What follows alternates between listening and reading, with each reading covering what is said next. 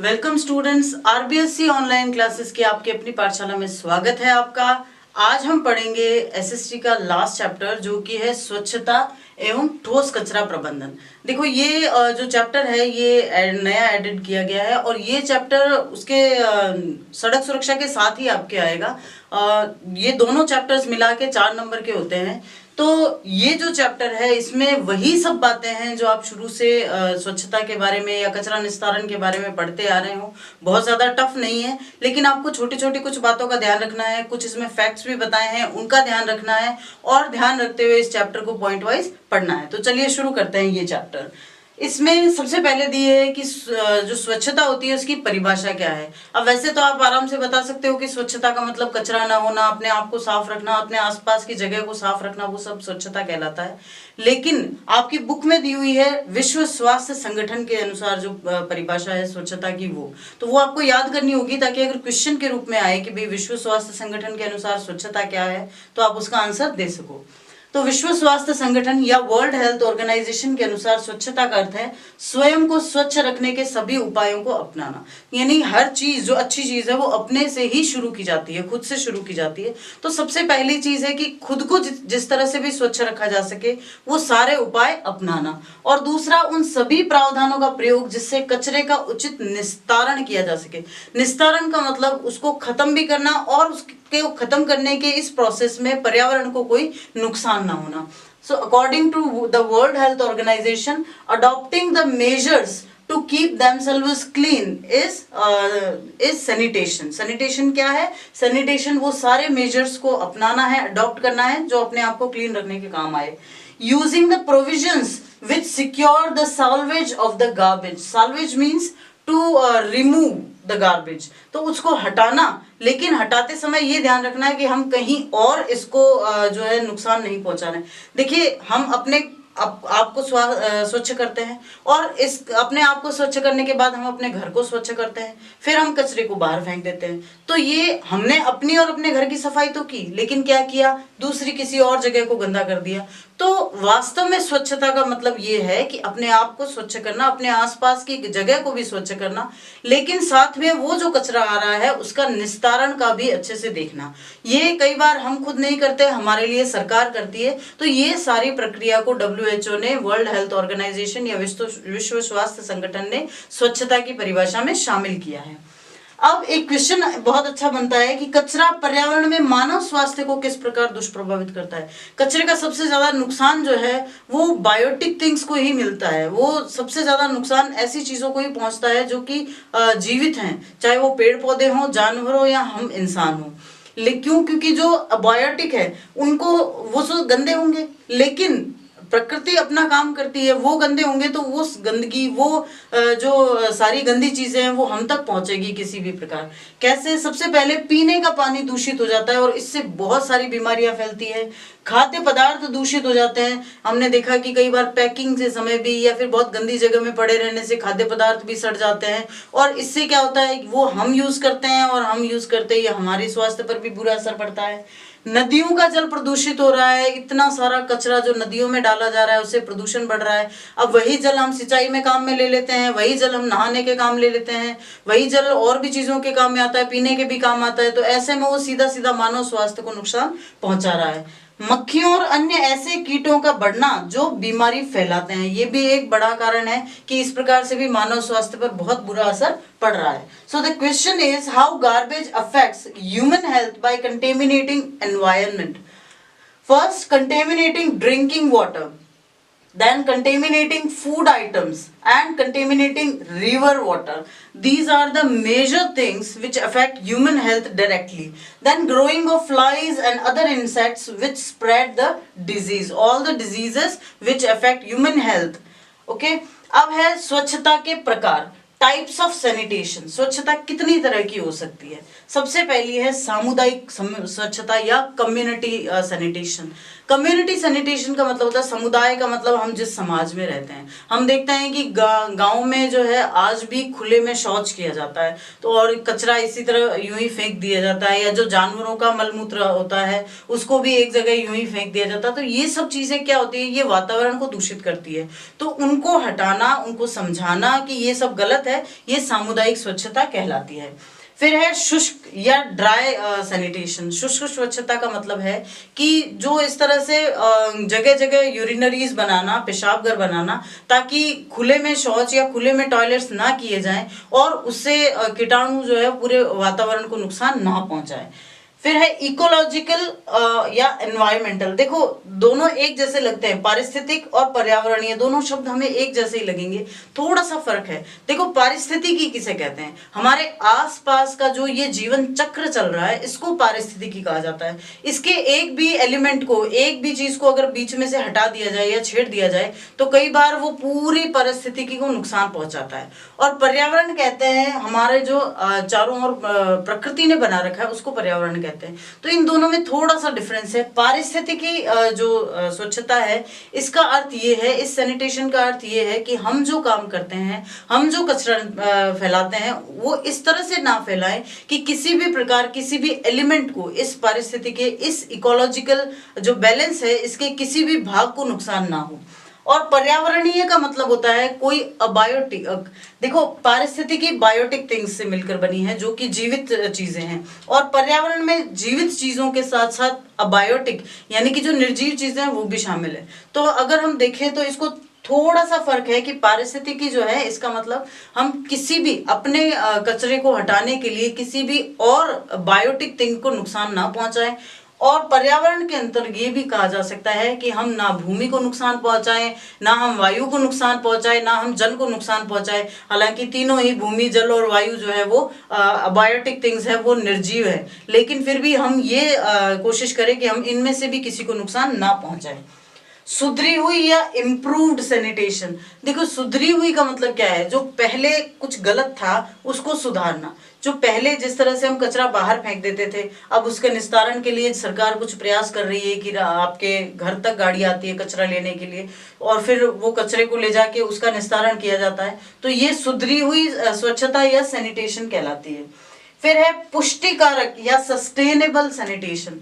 पुष्टिकारक का मतलब होता है हम जो स्वच्छता अपनाएं और उस स्वच्छता को एक से दूसरी पीढ़ी में ट्रांसफर करें, ताकि हमारी आने वाली पीढ़ियां भी स्वच्छता के महत्व को समझे और अपनाएं, ताकि ये पर्यावरण जो हम आज स्वच्छ करने की कोशिश कर रहे हैं ये आने वाली पीढ़ियों तक भी सही बना रहे।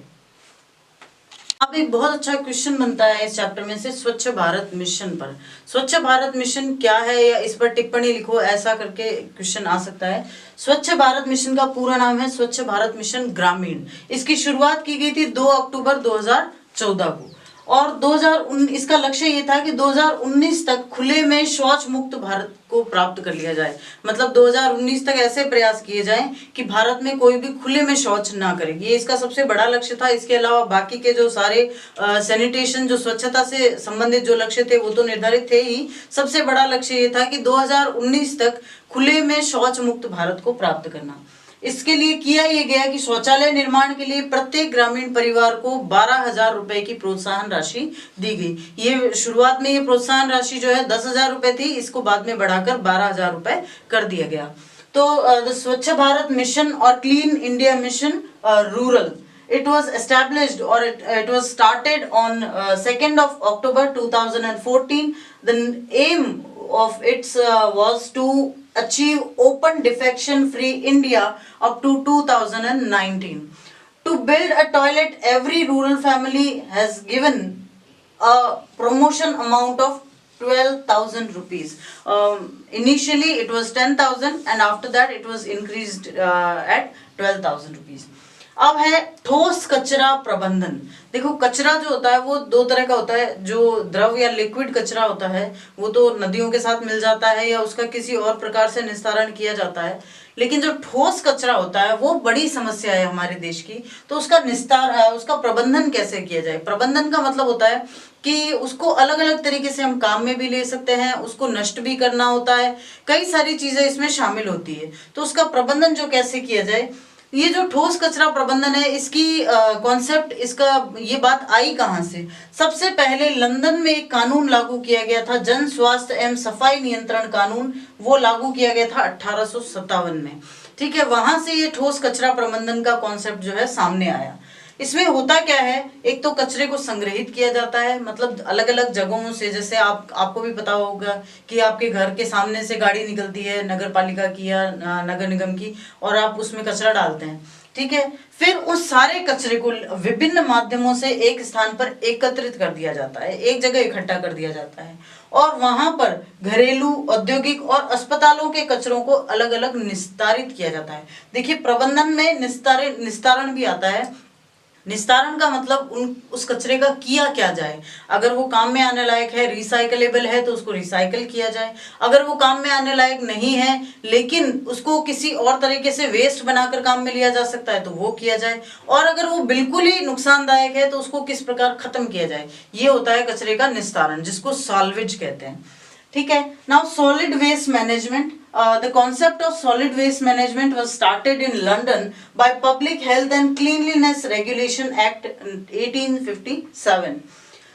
The process is completing by 3 steps. First, collecting garbage from house or various places, put it at a certain place, and separating household waste, hospital waste and industrial garbage differently, and the solvage process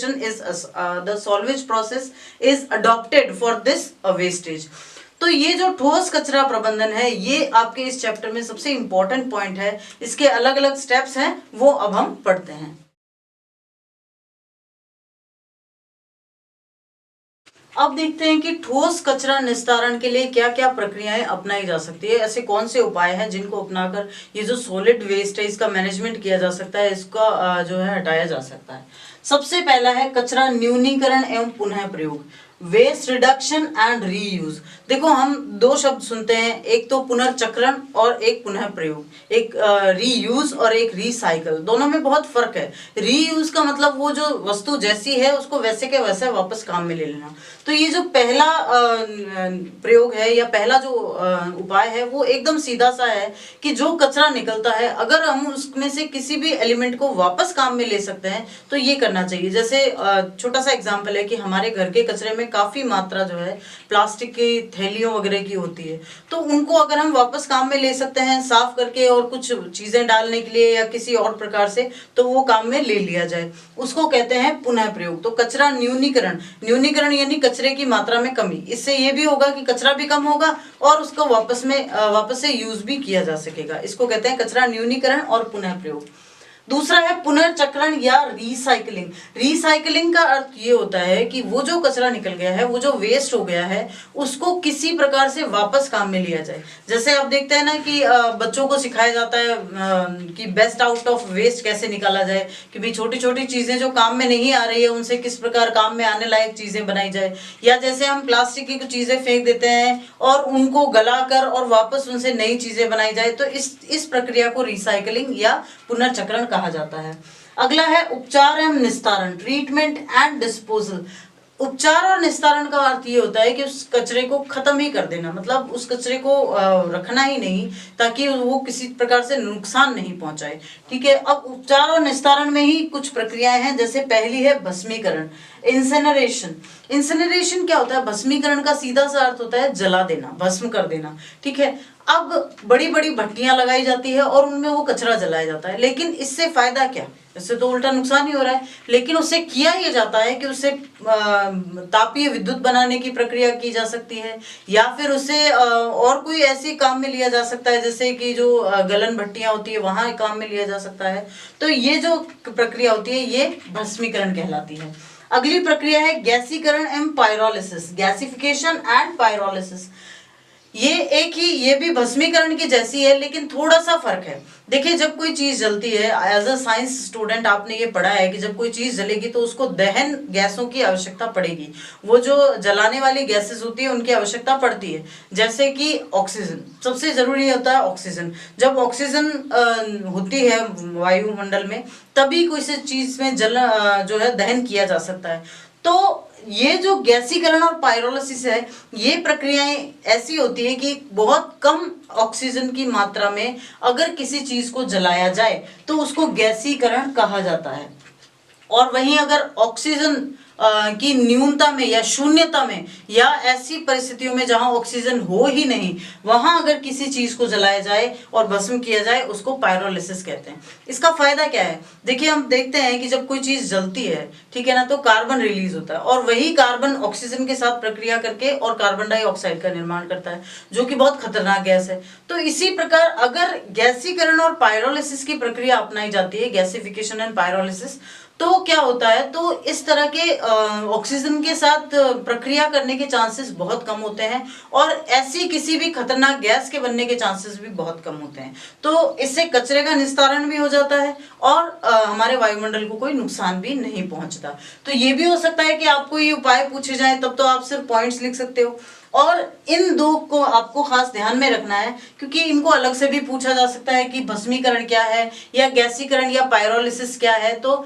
जब oxygen की कम oxygen की उपलब्धता में किसी वस्तु को दहन किया जाए तो उसको गैसीकरण कहते हैं, और जब ऑक्सीजन की शून्यता में, जब ऑक्सीजन की अनुपस्थिति में किसी वस्तु को जलाया जाए, खत्म किया जाए, दहन किया जाए, तो उसको पायरोलिसिस की प्रक्रिया कहा जाता है। ठीक है, अब लास्ट पॉइंट है ठोस कचरा प्रबंधन के लाभ क्या हैं, इससे हमें फायदा क्या होगा। Advantages of solid waste management, सबसे पहला तो यही है कि कई सारी दुर्घटनाएं हो सकती है, उनसे हमें बचाव किया जा सकता है। कंट्रोलिंग एक्सीडेंट्स लाइक फायर और एटसेट्रा, इस तरह की कई बार कचरे पड़े पड़े में किसी भी वजह से चिंगारी की वजह से आग लग जाती है, और हम देखते हैं कि शहरों में जहां पूरा शहर का कचरा इकट्ठा किया जाता है, टनों कचरा एक जगह पड़ा रहता है, अगर वहां आग लग जाती है तो क्या होगा, तो बहुत मुश्किल हो जाती है उस आग को कंट्रोल करना और आसपास में काफी नुकसान भी हो सकता है। तो अगर उस कचरे का टाइम टू टाइम निस्तारण कर दिया जाए तो इस तरह की दुर्घटनाओं को टाला जा सकता है। दूसरा फायदा, कीड़े मकोड़ों और विषैले जानवरों की वृद्धि की रोकथाम की जा सकती है। The rate of insects and toxic animals can be controlled, इससे इस तरह के जानवर भी कम पैदा होंगे जो हमें नुकसान भी कम पहुंचाएंगे। फिर बीमारियों में कमी आएगी, diseases can be reduced, obviously वायुमंडल जो है वो गंदा नहीं होगा, जो हमारे जल मंडल में कोई नुकसान नहीं पहुंचेगा, तो इस तरह से हमारे स्वास्थ्य को भी कम नुकसान पहुंचेगा, तो बीमारियां भी कम होगी। जल प्रदूषण में कमी आएगी, रिडक्शन इन वाटर पोल्यूशन, ये सबसे बड़ा हमारे लिए फायदा है।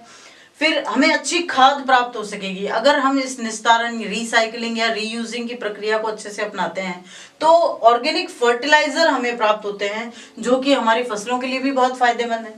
फिर सस्ती विद्युत का उत्पादन किया जा सकेगा, चीप इलेक्ट्रिसिटी प्रोडक्शन भी हो सकेगा। हमने पढ़ा ना कि यहाँ भस्मीकरण की प्रक्रिया में जो है कचरे को जलाकर और फिर तापीय विद्युत प्राप्त की जा सकती है, तो इससे क्या होगा, हमारे कचरा का भी निस्तारण हो जाएगा और विद्युत की प्राप्ति भी हो जाएगी।